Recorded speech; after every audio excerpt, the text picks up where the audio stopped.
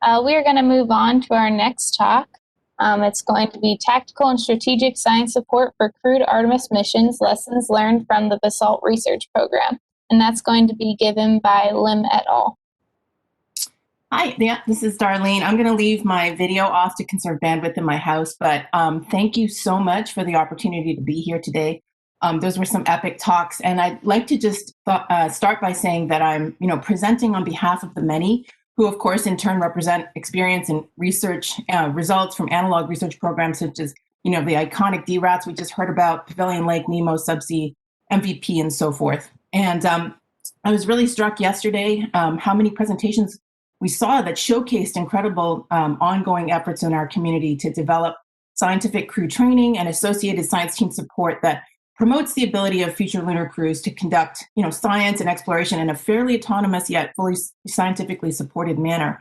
And our team decided to work, our BASALT team decided to work on a different but most certainly complementary approach, one that is focused on an OpsCon that examines how to support meaningful scientific discourse between an Earth-based mission science team and a landed crew on Mars.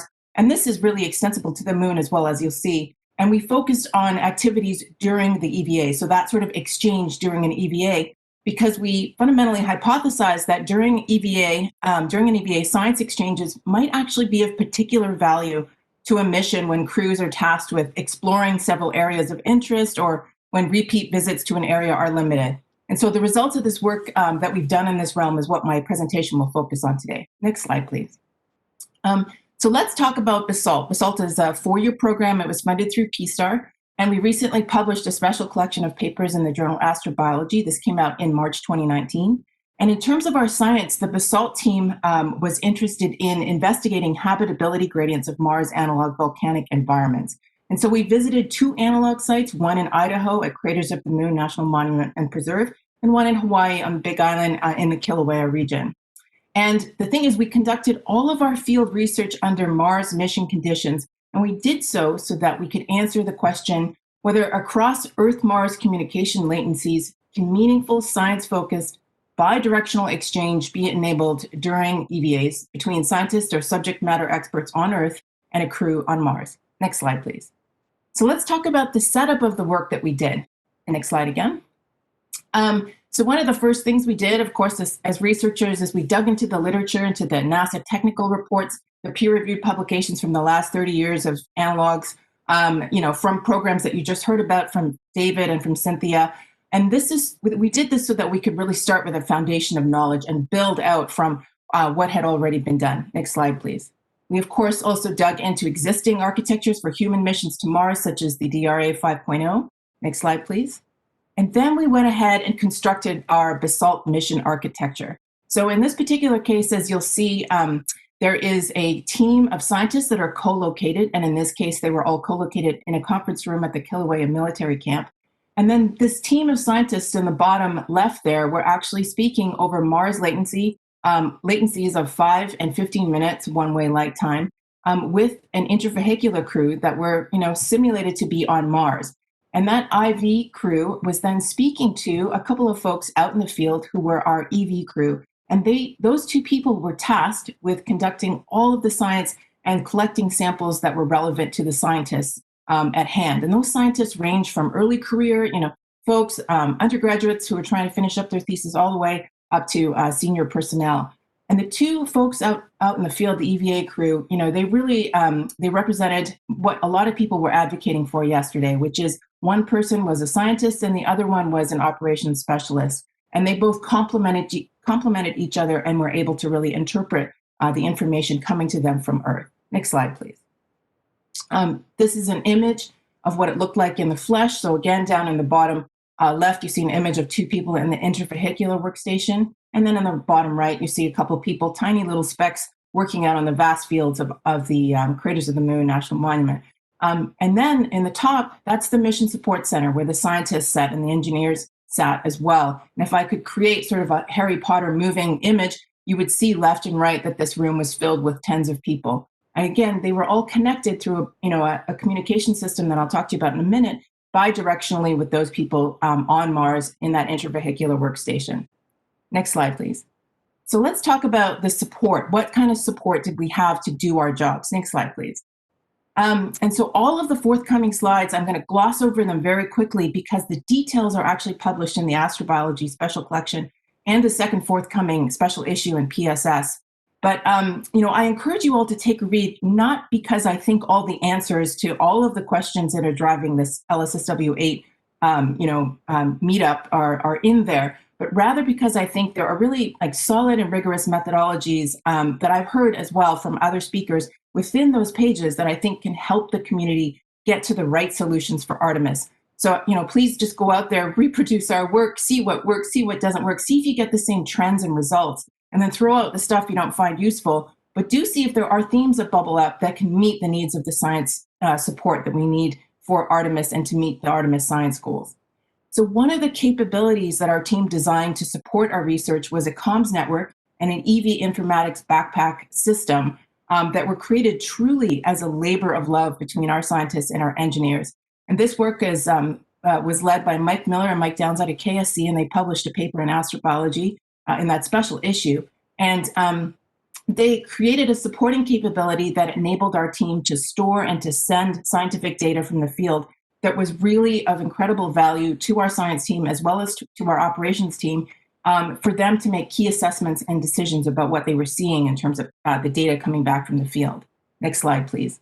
Another capability that we had to support us scientifically and operationally are software capabilities that we rolled up under the name Minerva. So we had timeline management tools, interplanetary communications tools, ground data synthesis tools, and a dynamic path planning tool led by MIT called Sextant.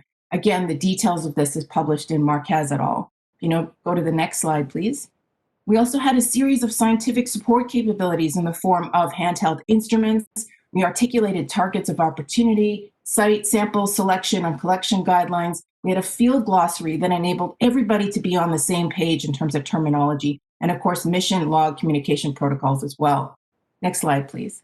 We also tested mixed reality capabilities, augmented and virtual reality capabilities to see if it would support this during EVA science exchange. And this is recently published by Kara Beaton and Steve Chappell in PSS. Next slide, please.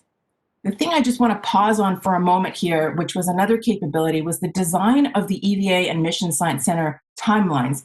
And these timelines were designed to promote overall mission flexibility by really varying ground data assimilation times and by limiting crew idle time through the use of circuits and interconnected stations and the dynamic prioritization system. Next slide, please.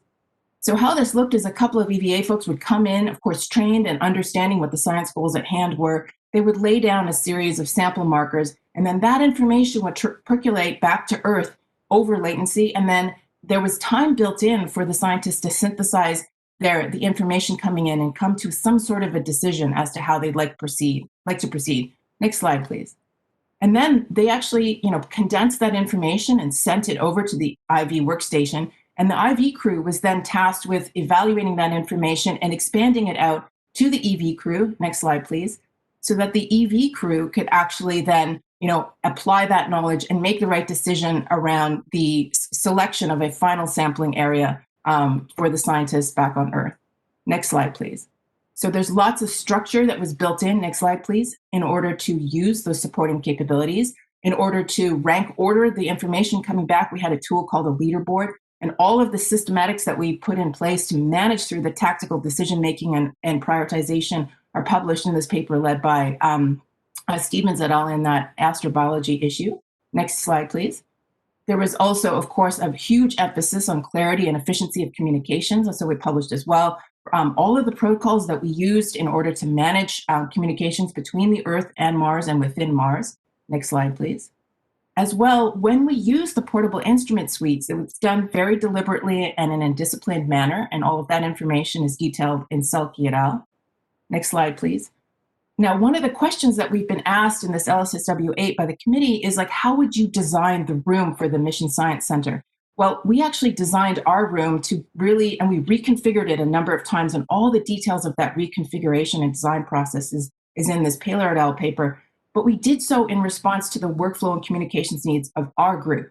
Now, will this work for Artemis? I don't know. I don't know if we want to make sure that people sit in straight lines because it depends on the needs of the Artemis scientists. and the Artemis science overall, and of course, what's happening on the moon. So all of that workflow design and the methodologies, however, I think are extensible and can be reproduced and actually reused, in the case of trying to solve this problem for Artemis.